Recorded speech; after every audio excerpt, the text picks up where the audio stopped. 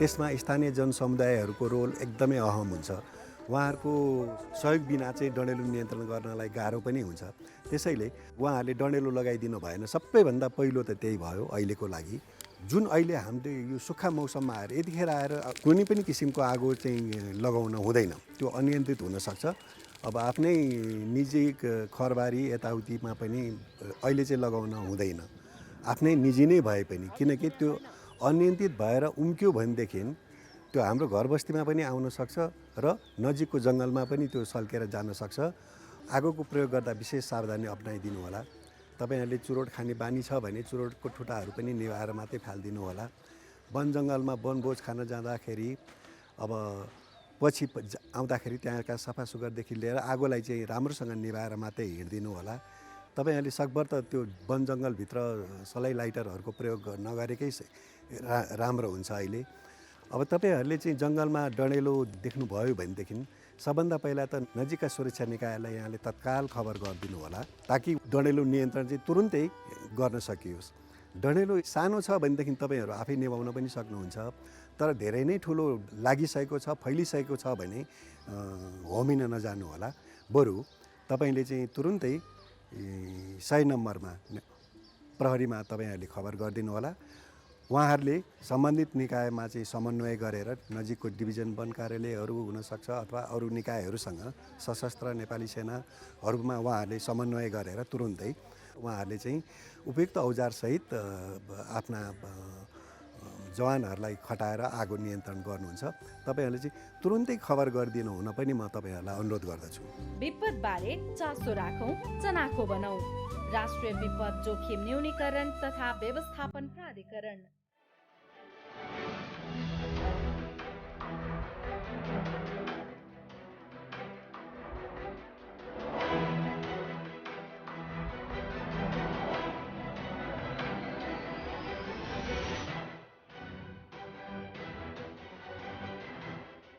दर्शकवृन्द नमस्कार। कार्यक्रम सुरक्षित नेपालको यो नयाँ श्रृङ्खलामा यहाँहरूलाई हार्दिक स्वागत छ। म किशोर निरुला।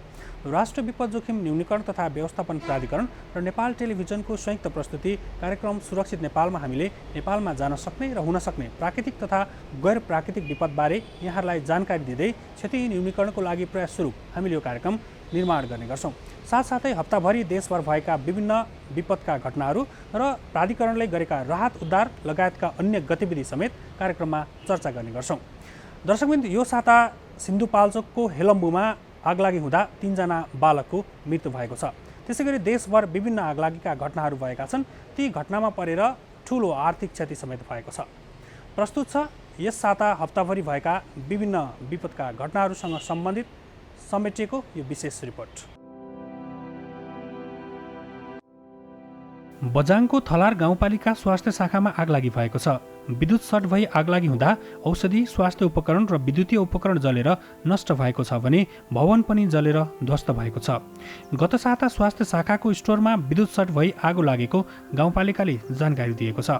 आगलागीबाट स्वास्थ्य शाखाको स्टोरमा भण्डारण गरिएको औषधि, स्वास्थ्य चौकीलाई वितरण गर्न ल्याएको 5 थन ल्यापटप, प्रिन्टर, डेस्कटप, कम्प्युटर जलेर नष्ट भएका छन्।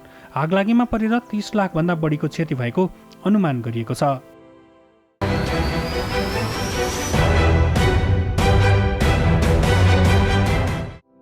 सिन्धुपाल्चोकको हेलम्बु गाउँपालिका 7 सुरसिङ गाउँको झाँक्रीटोलमा आगलागी हुँदा 3 बालकको मृत्यु भएको छ। स्थानीय सञ्च तामाङको गोठमा आगलागी हुँदा उनीहरूको ज्यान गएको हो। मृत्यु हुनेमा सञ्च तामाङका छोरा 6 वर्षीय मनोज तामाङ, सोही गाउँका सुकमान तामाङका छोरा 5 वर्षीय मनिष तामाङ र सोही गाउँका साइला तामाङका छोरा 5 वर्षीय दिलबहादुर तामाङ रहेको सिन्धुपाल्चोक प्रहरीले जानकारी दिएको छ। टिनले छाएको एक तले गोठमा सोमबार साँझ मकैको ढोड र सुकेको नलमा आगो सल्किँदा आगलागी भएको प्रहरीले बताएको छ।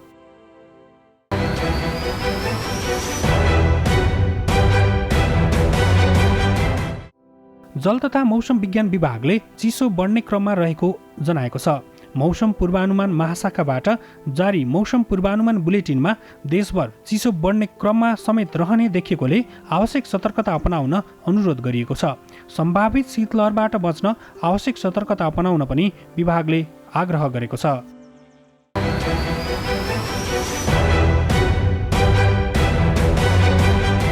दर्शकवृन्द, राष्ट्रिय विपद जोखिम न्यूनीकरण तथा व्यवस्थापन प्राधिकरणको नेतृत्वमा यो साता एसिया सेन्टर फोरम 2021 को आवास तथा पुनर्स्थापना सम्बन्धी एसिया प्रशान्त क्षेत्रसँगको सहकार्य तथा विभिन्न किसिमका सिकाइसँग सम्बन्धित रहेर एउटा सम्मेलन सम्पन्न भएको छ। एसिया क्षेत्रका 20 वटा देशहरू सहभागी रहेको यो सम्मेलन 2 दिनसम्म सञ्चालन भएको थियो। प्रस्तुत छ यो साताको गतिविधिमा यो विशेष रिपोर्ट।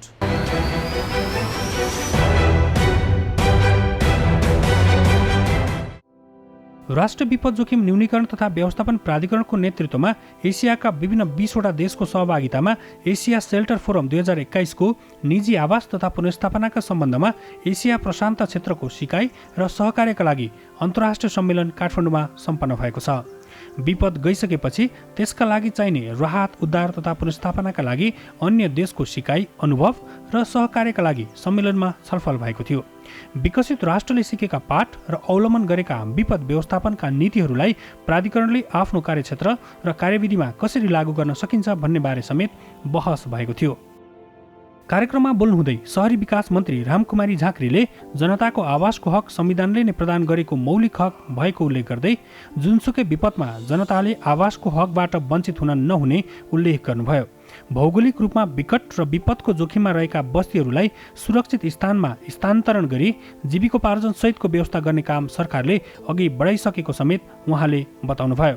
यसैगरी बाढी, पहिरो र डुबानका कारण विस्थापित भएकाहरूलाई पुनर्स्थापना गराउने उद्देश्यले एकीकृत बस्ती सञ्चालनमा ल्याएको मन्त्री झाँक्रीको भनाइ थियो।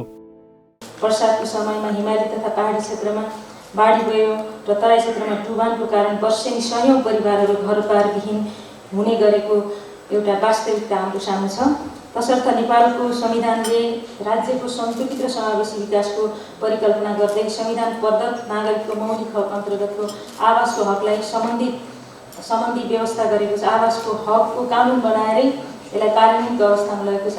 यसको कार्यान्वयनका लागि नेपाल सरकारले आवासको अधिकार सम्बन्धी ऐन तर्जुमा गरी आर्थिक रूपले विपन्न, दलित, मुसलमान र अन्य लक्षित समुदायका लागि सुरक्षित नागरिक आवास कार्यक्रम, जनता आवास कार्यक्रम तथा एकीकृत बस्ती विकास कार्यक्रमहरूका लगायतका कार्यक्रमहरू सञ्चालनमा ल्याइसकेको छ।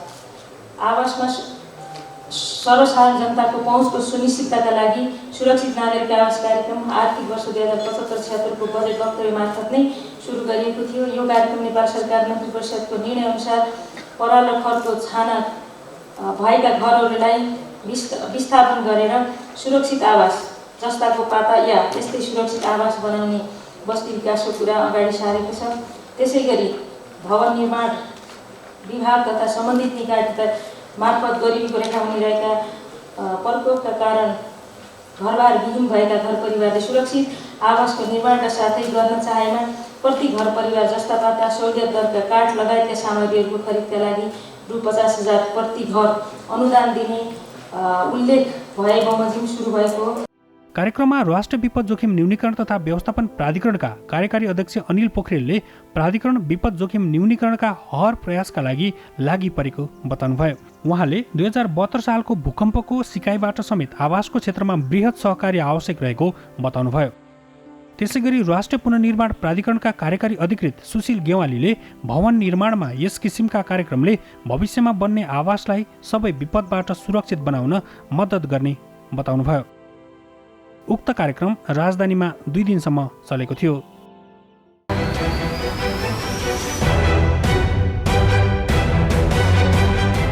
दर्शकवृन्द, सुक्खा मौसम सुरु भएसँगै नेपालमा आगलागीका घटनाहरू बढ्न थालेका छन्। गत हप्ताको मात्र कुरा गर्ने हो भने 10 वटा आगलागीका घटनाहरू देशभर भएका छन्। आगलागीबाट हुने क्षति न्यूनीकरणका लागि राष्ट्रिय विपद जोखिम न्यूनीकरण तथा व्यवस्थापन प्राधिकरणले के कस्तो कार्यविधि बनाएको छ? कार्यविधि अनुसार आगलागीबाट हुने क्षति न्यूनीकरणका लागि साथसाथै राहत उद्धारका काममा प्राधिकरणले कसरी आफूलाई उभ्याएको छ अथवा यो क्षेत्रमा कसरी काम गरिरहेको छ, सँगसँगै आगलागीबाट हुन सक्ने क्षति न्यूनीकरणका लागि व्यक्तिगत सतर्कताहरू के हुन सक्छन्, योसँग सम्बन्धित रहेको विशेष रिपोर्ट अबको क्रममा प्रस्तुत गर्दैछौँ।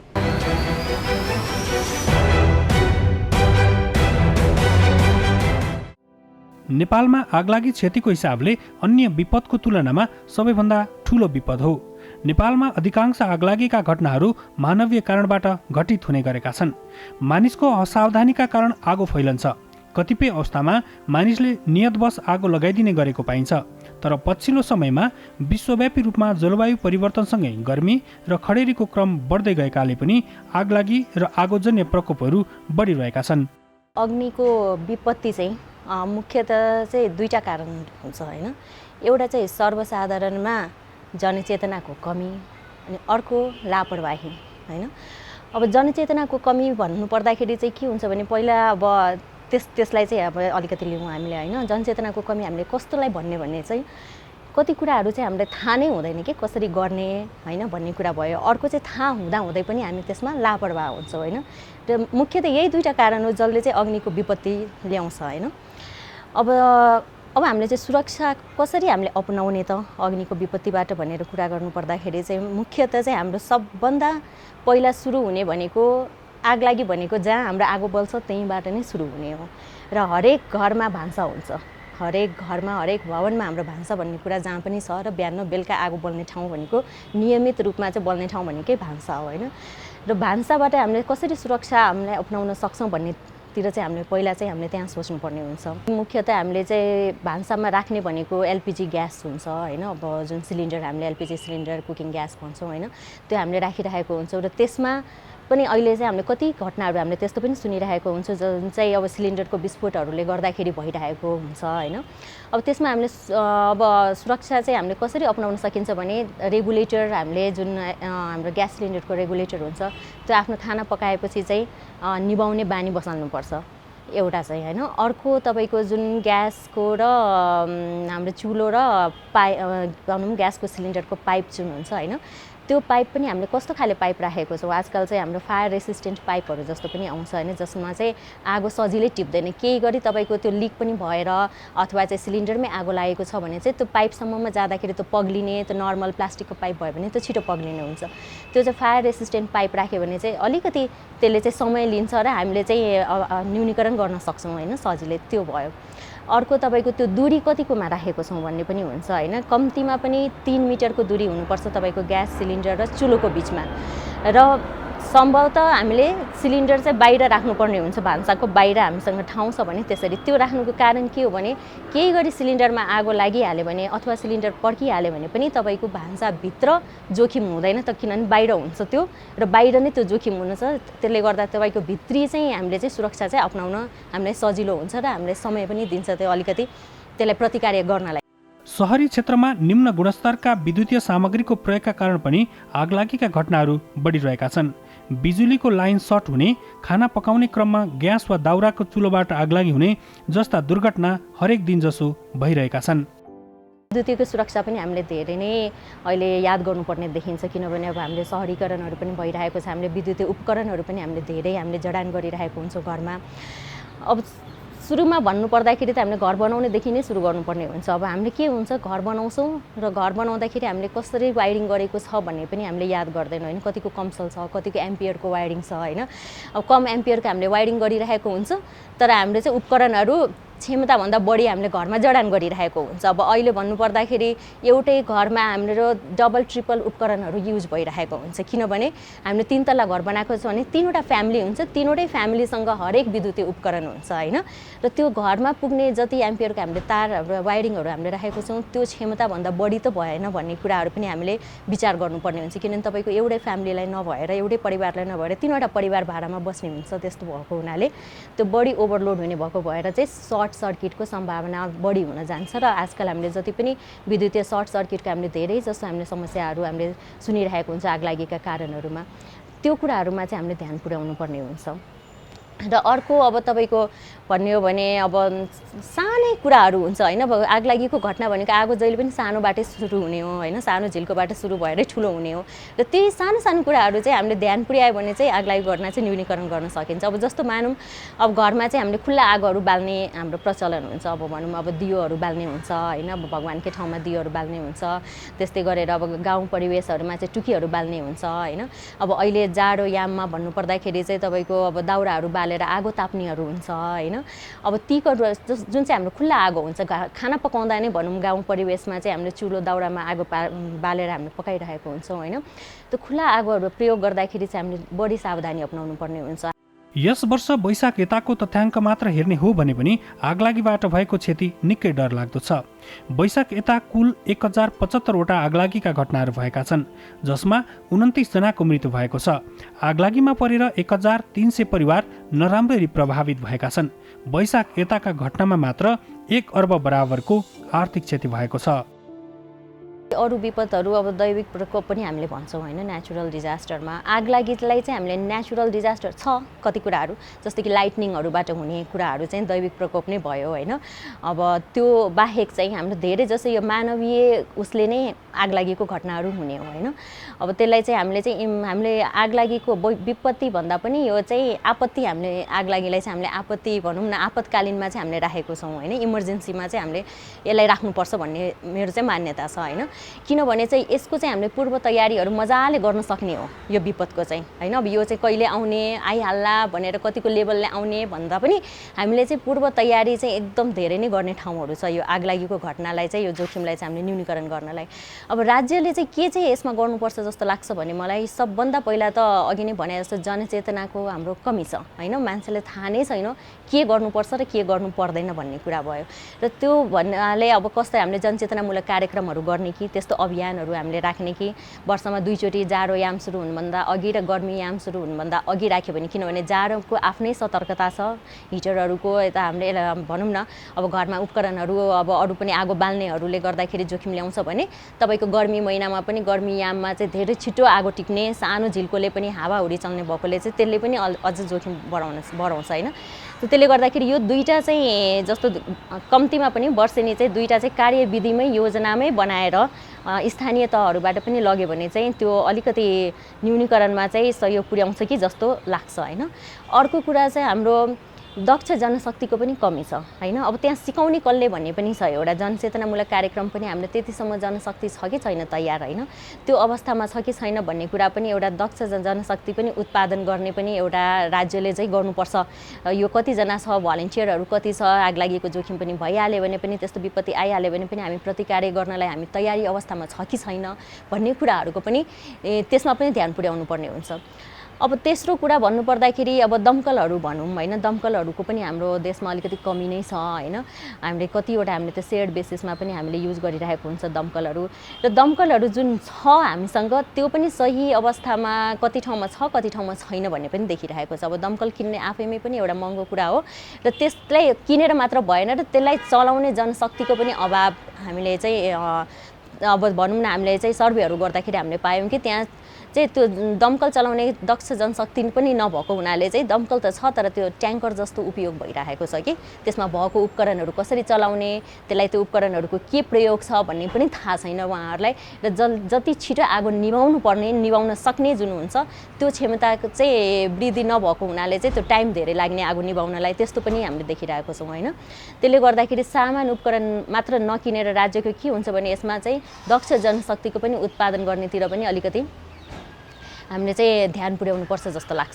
आगलागीजन्य विपदबाट भएको क्षति न्यूनीकरणलाई राष्ट्रिय विपद जोखिम न्यूनीकरण तथा व्यवस्थापन प्राधिकरणले विभिन्न कार्यविधि मार्फत तत्कालै राहत, उद्धार तथा पुनर्स्थापनाको कार्यलाई तत्कालै सेवा प्रदान गर्दै आएको छ। विगतका घटनाहरूबाट पाठ सिक्दै प्राधिकरणले यस्ता घटनामा जनताको दुःखमा मलम लगाउने काम गर्दै आएको छ। नेपालमा आगलागीबाट क्षति भएका निजी आवासलाई मर्मत, पुनर्निर्माण वा पुनर्स्थापना गर्न अनुदान प्रदान गर्ने नीतिगत व्यवस्था गरी विपद प्रभावितलाई सम्बोधन गर्न प्राधिकरणले कार्यविधि नै जारी गरेको छ। आगलागीबाट क्षति भएको निजी आवास, घरधनीको साविकै वा अन्य कुनै जोखिमरहित जग्गामा नवनिर्माण गरिने गरी व्यवस्था मिलाइएको छ। सम्बन्धित प्राविधिकको अध्ययन प्रतिवेदन अनुसार यस्ता घरहरू पुनर्निर्माण गरिनेछन्। यसले चाहिँ विशेष गरी आगलागीजन्य घटनाबाट चाहिँ व्यक्तिको घर चाहिँ पूर्ण रूपमा क्षति भयो भने उसलाई कसरी ती घरहरू कसरी पुनर्निर्माण गर्ने भन्ने कुरा चाहिँ यस कार्यविधिले गरेको छ। यसरी हेर्दाखेरि यस कार्यविधिमा चाहिँ पहिले चाहिँ लाभग्राही के अरे आगलागीजन्य घटनाबाट चाहिँ कुनै पनि व्यक्तिको चाहिँ नेपालभरि कहीँ पनि बसोबास गर्ने ठाउँ छैन भने उसलाई घर बनाउनको निम्ति भनेर हिमाली जिल्लामा 5 लाख रुपियाँ, पहाडी जिल्लामा 4 लाख रुपियाँ र तराईको जिल्लामा 3 लाख रुपियाँ चाहिँ पुनर्निर्माणको निम्ति, आवास पुनर्निर्माणको निम्ति अनुदान दिने व्यवस्था गरेको छ। यो कार्यविधि हामीसँग छ र अब उहाँहरूलाई अस्थायी आवासको निम्ति भनेर 50,000 रुपियाँ दिने व्यवस्था पनि गरेको छ र यसरी दिँदाखेरि हाम्रो विपद जोखिम न्यूनीकरण तथा व्यवस्थापन प्राधिकरण को पनि यसमा साझेदारी, त्यसमा प्रदेश सरकार 7वटै प्रदेशका चाहिँ आफ्नो जुन जुन प्रदेशमा ती घटना घटेका छन् त्यसरी प्रदेश सरकारको पनि साझेदारी र स्थानीय सरकारहरू सम्बन्धित स्थानीय तहहरूको पनि साझेदारी यस साझेदारीबाट चाहिँ अनुदान वितरण हुन्छ। यसरी हेर्दाखेरि चाहिँ महानगरपालिकाको हकमा 20%, उपमहानगरपालिकाले 15%, नगरपालिकाले 15% र गाउँपालिकाले चाहिँ 10% साझेदारी गर्ने, प्रदेश सरकारले 30% साझेदारी गर्ने र यो हाम्रो प्राधिकरणले चाहिँ 50 देखि 60% चाहिँ साझेदारी गर्ने भन्ने चाहिँ हाम्रो यस कार्यविधिले चाहिँ हामीलाई गाइडलाइन गरेका छ। यसरी हेर्दाखेरि चाहिँ तिनै तहको सरकारहरूको चाहिँ संयुक्त साझेदारीबाट हामीले जसको चाहिँ आगलागीबाट घर चाहिँ क्षति भएको छ उहाँहरूको चाहिँ बस्ने कुनै पनि व्यवस्था छैन, उहाँहरूको चाहिँ पुनर्निर्माणको व्यवस्था हामी गर्छौँ। नेपालमा हुने हरेक किसिमका विपदको सन्दर्भमा लाभग्राही पहिचानका लागि समेत समस्या हुने गरेको थियो। आगलागी सम्बन्धी यो कार्यविधिपछि आगलागीजन्य विपदबाट भएको क्षतिको सम्बन्धमा विपदबाट प्रभावित परिवारको जिम्मेवार व्यक्तिले घटना लगत्तै सम्बन्धित स्थानीय तह र नजिकको प्रहरी कार्यालयमा आवश्यक प्रमाणसहित पेश गरेपछि सोही अनुरूप अनुदान क्षतिपूर्ति दिने व्यवस्था मिलाइएको छ। यसका लागि प्राधिकरणले आफ्नो कोषमा उपलब्ध भएको रकमबाट आगलागीजन्य विपदबाट प्रभावित लाभग्राही अनुदान प्रयोजनका लागि जिल्ला विपद व्यवस्थापन कोषको आवश्यकता अनुसार रकम उपलब्ध गराउने व्यवस्था मिलाइएको छ। स्थानीय सरकार नै सबैभन्दा महत्त्वपूर्ण जिम्मेवारी रहेको हुन्छ, किनकि जनताको सबैभन्दा नजिकको सरकार स्थानीय सरकार हो, स्थानीय तह हुन् र जिल्ला विपद व्यवस्थापन समिति यसमा मूलतः बढी क्रियाशील हुनुपर्छ र उहाँहरूले प्रारम्भिक लाभग्राहीको पहिचान गर्नेदेखि लिएर लाभग्राही कायम गर्ने काम चाहिँ स्थानीय तह र जिल्ला विपद व्यवस्थापन समिति मार्फत हुनुपर्छ। हामीले त के भनेका छौँ भने जिल्ला विपद व्यवस्थापन समितिले लाभग्राही कायम गरेर आउने बित्तिकै हामीले चाहिँ तुरुन्तै उहाँहरूलाई पुनर्निर्माण गर्ने निम्ति अनुदान रकम पहिलो किस्ता अनुदान रकम पठाइहाल्छौँ। त्यस कारणले गर्दा यसमा चाहिँ मूलतः स्थानीय सरकार र जिल्ला विपद व्यवस्थापन समिति नै सबैभन्दा बढी क्रियाशील हुनुपर्छ। उहाँहरूको क्रियाशीलताले चाँडोभन्दा चाँडो चाहिँ घरबार बिनीहरूको घरबार निर्माण हुन्छ। त्यस कारणले गर्दा उहाँहरूमै यो कुरा निर्भर हुन्छ र हामी पनि उहाँहरूलाई यो विषयमा बढीभन्दा बढी सजग बनाइरहेको हुन्छौँ, उहाँहरू झकझकाइरहेको हुन्छौँ, उहाँहरू आफै पनि क्रियाशील हुनुहुन्छ। त्यस कारणले गर्दाखेरि यति दिन भन्नुभन्दा पनि उहाँ यो समग्र स्थानीय सरकार र जिल्ला विपद व्यवस्थापन र हाम्रो संयुक्त प्रयासले चाँडोभन्दा चाँडो उपलब्ध गराउने हामी क्रियाशील हुन्छौँ। यसरी प्राप्त अनुदान रकम मार्फतको घर आवासको निर्माण वा मर्मत गर्दा आवासको लागि स्वीकृत राष्ट्रिय भवन संहिता तथा मापदण्डको प्रयोग र पालना अनिवार्य गरेको हुनुपर्छ। प्राधिकरणले दोहोरो सहयोग वा अनुदान नपाउने व्यवस्था कार्यविधिमा नै राखेको छ। कुनै पनि साझेदार संस्थाको सहयोगमा निजी आवास मर्मत वा पुनर्निर्माण गर्न अनुदान पाएका लाभग्राहीले यस कार्यविधि अनुरूप कुनै पनि किसिमको आवास अनुदान प्राप्त गर्ने छैनन्। वास्तवमा मान्छेको जनचेतना नै सबैभन्दा प्रधान कुरा हो। मान्छेहरूले मैले गरेको कामले चाहिँ भोलिका दिनमा कस्तो असर पर्छ भन्ने कुरा बुझ्नुपर्छ। यसको निम्ति हामीले जनचेतना जगाउनको निम्ति विभिन्न किसिमका चाहिँ जनचेतनामूलक कार्यक्रमहरू चाहिँ विभिन्न मिडियाहरू सञ्जालहरूमा हामीले यसको सुरुवात गरिसकेका छौँ र उहाँहरूलाई सचेत बनाउने, कसरी आगलागी हुन्छ हैन, यस्ता कुरामा उहाँहरूलाई सचेत गराउने हाम्रो प्रमुख दायित्व हो, जिम्मेवारी हो र जनताहरू स्वयंले पनि यो आगलागीजन्य घटनाहरू र हुनसक्ने यसबाट हुनसक्ने ठुलो धनजनको विषयमा आफू पनि सचेत हुनुपर्छ। मूल कुरा चाहिँ जनचेतना अभिवृद्धि नै यसको प्रमुख अभिवृद्धि नै यसको प्रमुख चाहिँ उपाय हो भन्ने लाग्छ।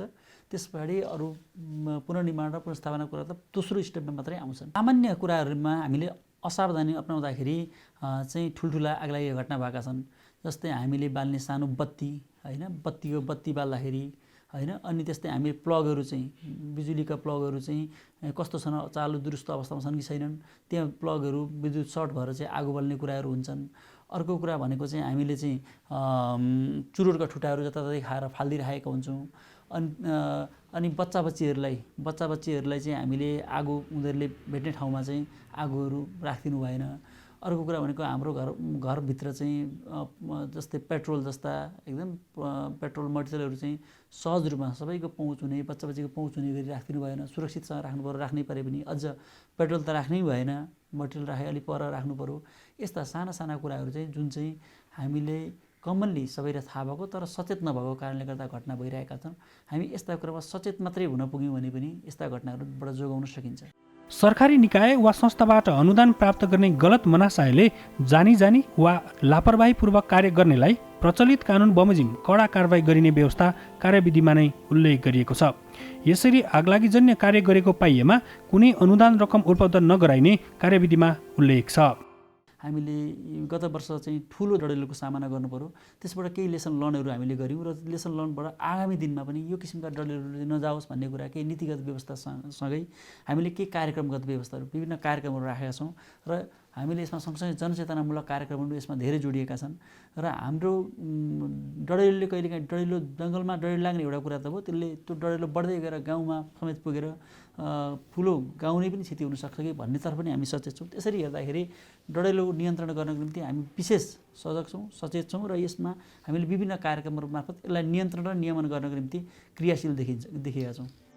आगलागी पश्चात क्षति भएका घरहरू बस्न योग्य बनाउन प्राधिकरणले निर्माण सामग्री सहज रूपमा उपलब्ध गराउन सहयोग गर्ने व्यवस्था कार्यविधिमा नै उल्लेख गरेको छ। लाभग्राहीले आवास निर्माण गर्दा आवश्यक पर्ने जस्ता पाता, सिमेन्ट, काठ लगायतका सामग्री स्थानीय बजारमा उपलब्ध गराउन, गुणस्तर कायम गर्न र गराउन नियमन गर्नेछ। यसमा जिल्ला विपद व्यवस्थापन समिति र जिल्ला वन पैदावार आपूर्ति समितिले सहजीकरण गर्नेछ। प्राधिकरणले आगलागीपछि जीविकोपार्जनका स्रोतहरूलाई पुनरुत्थान गर्न विभिन्न जीविकोपार्जन सम्बन्धी कार्यक्रम सञ्चालन गर्ने गरी कार्यविधिमा उल्लेख गरेको छ। आगलागीजन्य विपद प्रभावित भएका लाभग्राहीलाई उनीहरूको जीवन निर्वाहका लागि सिपमूलक कार्यक्रम सञ्चालन गर्ने, एकल महिला बालबालिकालाई विशेष प्राथमिकतामा राखी सोही अनुरूपका कार्यक्रम सञ्चालन गर्ने प्राधिकरणको अनिवार्य शर्त बनेको छ।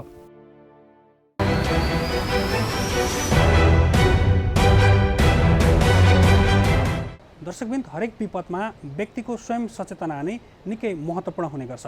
हामीले हरेक विपदको बारेमा थोरै मात्र चासो र चनाखो राख्न सकेको खण्डमा हाम्रा आफन्त र प्रियजनलाई हरेक किसिमका विपदबाट सुरक्षित राख्न सक्छौँ। तसर्थ हरेक विपदबारे चासो राखौँ र चनाखो बनाऊ। हस्त दर्शकबिन्द, आजको कार्यक्रमबाट हामी सबै बिदा चाहन्छौँ। अर्को साता नयाँ विषयवस्तुका साथ यहाँहरूमा उपस्थित हुने नै छौँ। यहाँहरू नेपाल टेलिभिजन हेर्दै गर्नुहोला। नमस्कार।